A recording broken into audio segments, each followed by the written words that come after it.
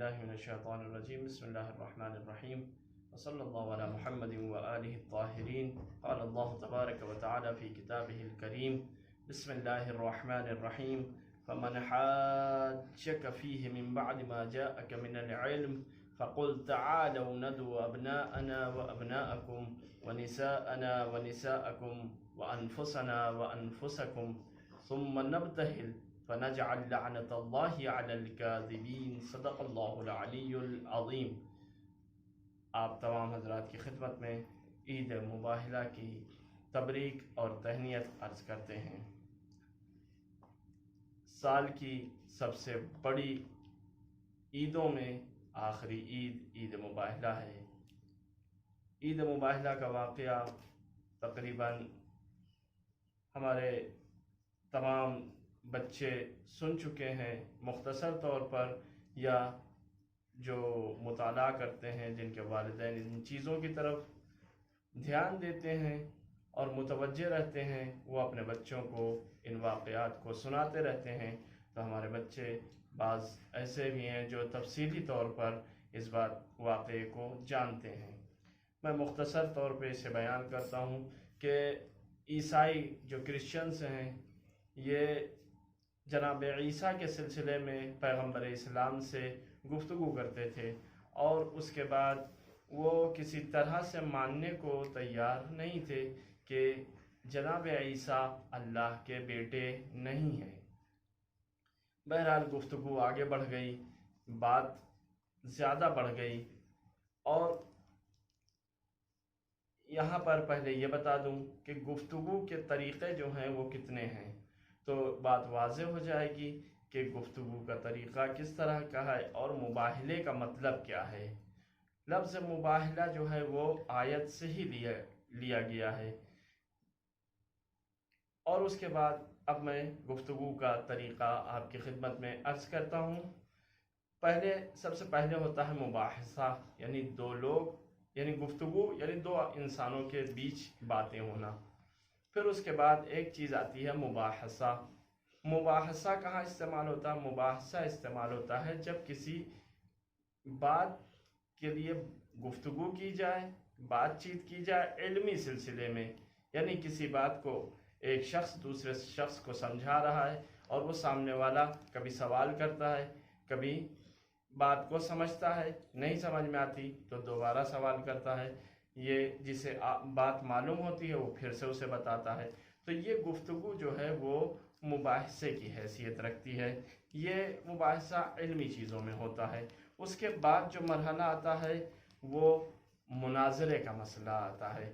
مناظرہ کیا ہوتا ہے؟ مناظرہ یہ ہے کہ انسان اپنی بات کو اوپر رکھنا چاہتا ہے، یعنی اپنی بات منوانا چاہتا ہے، اپنی بات کی حقانیت کو ثابت کرنا چاہتا ہے۔ اس میں لوگ دلیلیں دیتے ہیں، دو طرف ہیں گفتگو کے، دونوں طرف اپنی اپنی دلیلیں پیش کرتے ہیں۔ مثلا اگر کسی بات کے لیے بحث ہو رہی ہے تو یہ اپنی دلیل پیش کریں گے، یہ اپنی دلیل پیش کریں گے، اور جو بیچ میں حکم بنائے گئے ہیں، یعنی جج بنائے گئے ہیں جسٹس کے لیے، فیصلے کے لیے، وہ پھر فیصلہ سناتے ہیں کہ ان کی اس گروہ کی بات یا اس شخص کی بات بہت قوی ہے، لہٰذا یہ اس مناظرے میں جیت گئے ہیں۔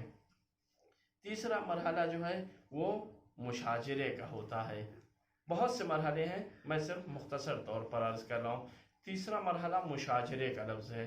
مشاجرہ جسے کہتے ہیں لفظی گفتگو میں جو ہے وہ تھوڑا سا تند ہو جانا، تیز ہو جانا، جس کو ہمارے یہاں اردو زبان میں کہتے ہیں تو میں ہو گئی، یہ ہے مشاجرہ۔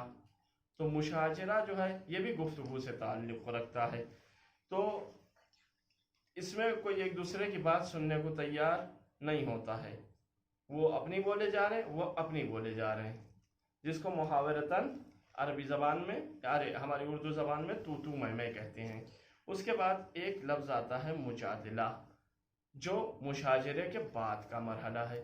اس میں کیا ہے؟ اس میں پھر ہاتھا پائی ہو جاتی ہے، جس کو کہا جاتا ہے، اور لوگ ایک دوسرے کو مارنے پیٹنے لگتے ہیں، اور مسئلہ بگڑ جاتا ہے، کام خراب ہو جاتا ہے۔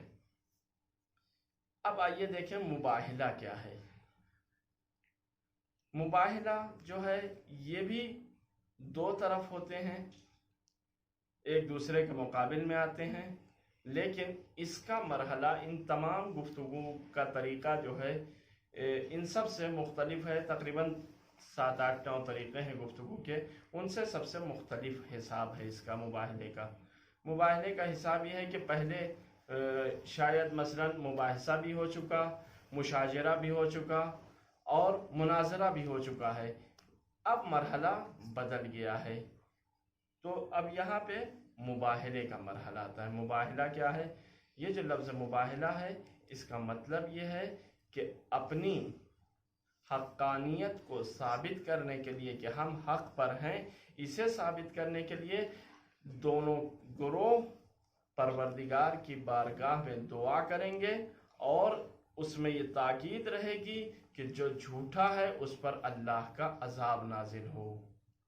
जैसे कि इस आयत में भी आया है, फ़नजअल लानतल्लाहि अलल काज़िबीन, कि हम झूठों पर अल्लाह की लानत कर भेजेंगे, यानी अज़ाब इलाही आए और उन झूठों को तबाह हो बर्बाद कर दे।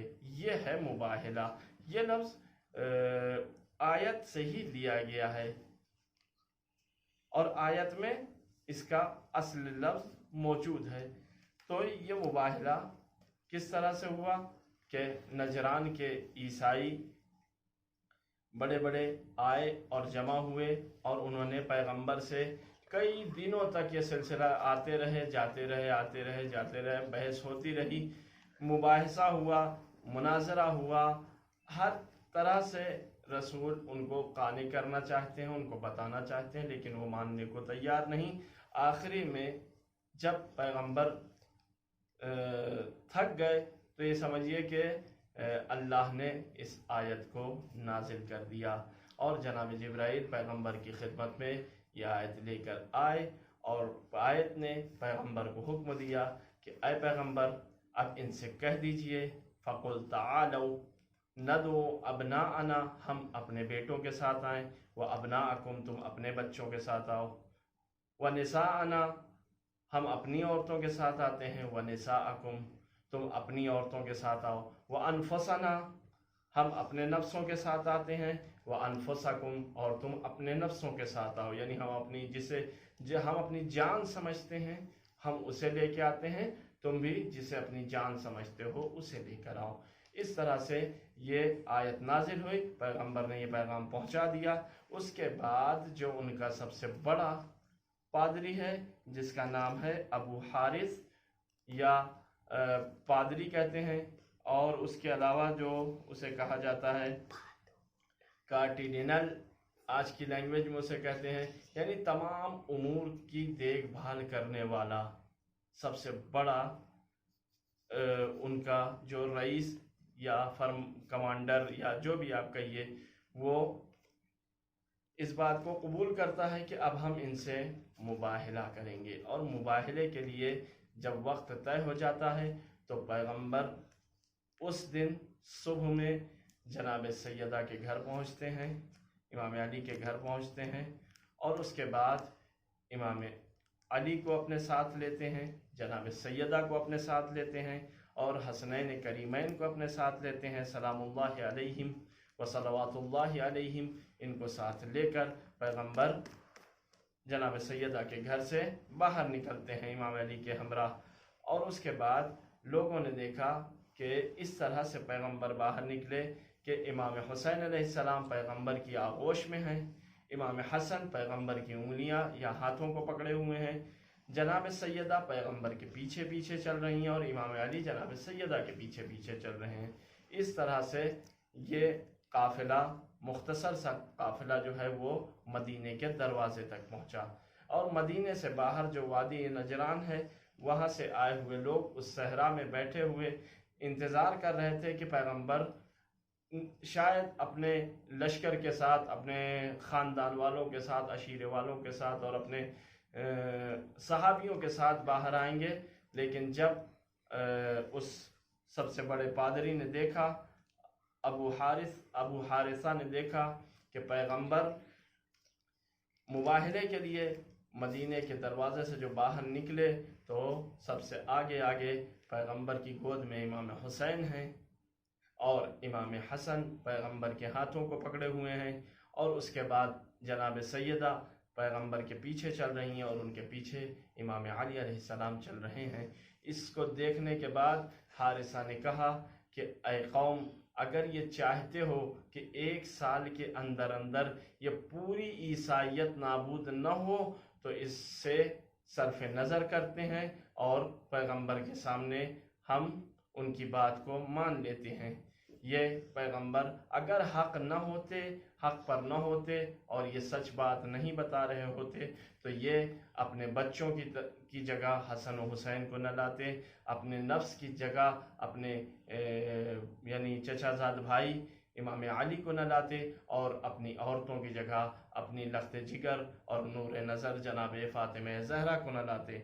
लिहाजा इससे मालूम होता है कि पैगंबर हक पर हैं, और पैगंबर मैदान में आने के बाद 2 ज़ानू होकर बैठ गए। उसके बाद उसने शहादत दी अपने साथियों के साथ कि जो 40 या 70 लोग थे, और बड़े बड़े उलमाए ईसाइयत वहाँ जमा थे। पूरी दुनिया में अगर उनका हिसाब किया जाए तो उस तरह के उलमा नहीं थे कहीं और। उन्होंने जब देखा तो अबू हारिसा ने कहा कि मैं ये देख रहा हूँ कि मोहम्मद जो है वो उस तरह से बैठे हैं जैसे अंबियाए मासलफ, यानी इनसे पहले के अंबिया, हमारे कौम के यानी और पहले जो अंबिया इनसे गुजर चुके हैं, वो सब अल्लाह की बारगाह में अपनी कौम पर अगर बद्दुआ करना चाहते थे तो इसी अंदाज में बैठते थे। लिहाजा अगर ये चाहते हो कि साल भर के अंदर हम इस दुनिया सफ़े हस्ती से नाबूद न हो जाएं तो इससे मैं जाऊं और पैगंबर से माजरत खाही करके और जो वो कहते हैं उसे कबूल कर लूं। इतना कहने के बाद वो पैगंबर की बारगाह में आता है और हाथों को जोड़कर कहता है कि हम आपकी बात मानने को तैयार हैं, और आप जो भी चीज़, जो शर्तें रखेंगे हम उस शर्त को कबूल करने को तैयार हैं। ये सुनते ही पैगंबर ने उनकी शर्तें मानी, और मानने के बाद उन्हें छोड़ दिया, और उसके बाद इसी दिन को ईद मुबाहला कहा जाता है, यानी इस्लाम की जीत हुई ईसाइयत के मुकाबिल में। इस्लाम जीत गया ईसाइयों से, इस्लाम जीत गया मसीहियत से, इस्लाम जीत गया क्रिश्चियन से, और इसी दिन को ईद मुबाहला कहा जाता है, जो तारीख़ इस्लाम में 24 ज़िलहिज्जा 8 हिजरी में वाक़ हुआ। वसल्लल्लाहु अला मुहम्मदिन व आलिहि।